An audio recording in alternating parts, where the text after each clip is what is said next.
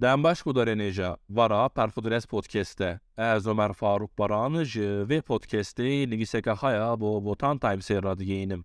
Ve saati ve dakika unlukuben ve nivise bu verame. Posterin Yılmaz Güney Arabe Şemo u çem namdarindin li diver dardakirine.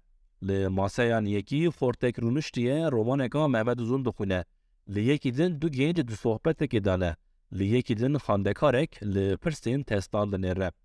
Awra û atmosfer jiya partiyeka siyasî pirtir mîna ya kültûrxaneyeka sade û samîmî ye.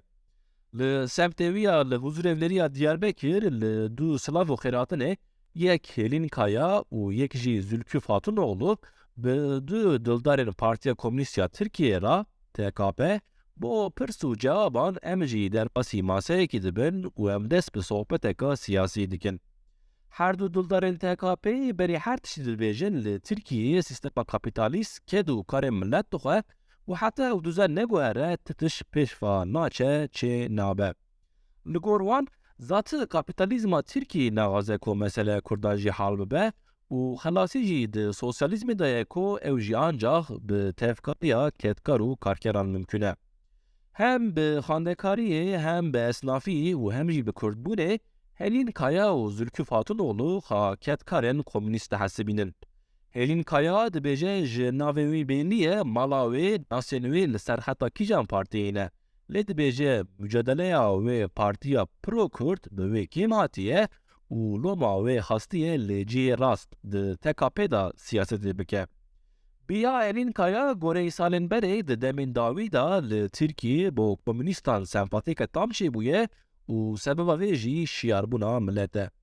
Êdî herkes dibîne ku mesele ya sinifan e û Kurdekî zengînî di hebûnê da û yekî keda wî hatiye xwarin bi ta awayî ne de eynî şertan da ne dibêje Helin Kaya.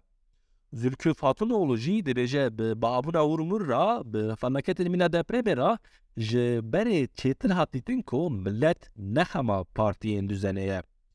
Ew partî tekrar û tekrar tim eynî tiştî dibêjin û çare û dermanekî jî nabînin ji birîna millet ra dibêje Zülküf Hatunoğlu. û dibêje millet êdî bi wan partiyan bawer nake. Loma jî komünîst hêz û hêvî didin.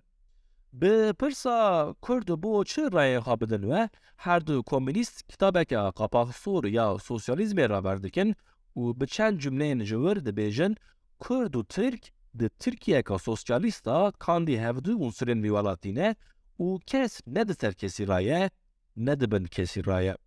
û di dewamê da ji salên Yekîtiya Sovyetê behsa roman û rojnameyên Kurdî dikin her du komünîst. Dibêjin gava düzen ji ya kedxwarinê derket wê her ziman jî bi serbestî xwe îfade bike ku Kurdî jî ji van yek e. Dûra mesela dibêjin dildareka din ya TKP'yê Zeynep Demirel Hatunoğlu ye li üniversiteyê ziman û wêjeya Kurdî xandiye lê tayîna wê çê nebûye loma di tekstîlê de dixebite. Mîna wê Ercan Demîr jî di tekstîlê da. Mîna wan Evîndar Türk jî kedkar e. Mîna wan Necmî Hetipoğlu. Nav dikevin ser hev û lîste dirêj dibe. Dildarên komünîst dibêjin em ê hem karên xwe bikin, hem xebatên hilbijartinê bimeşînin û hem jî di xizmeta milletê xwe da bin. Loma dibêjin em bang li her kesî dikin ku ref bi ref werin sefên TKP û mücadeleyê mezintir bike. Godarên êja em hatin dawiya bernameya xwe. Metna vê bernameyê hûn dikarin ji botantimes.comê bixwînin. Bêgavê bi xatirê we.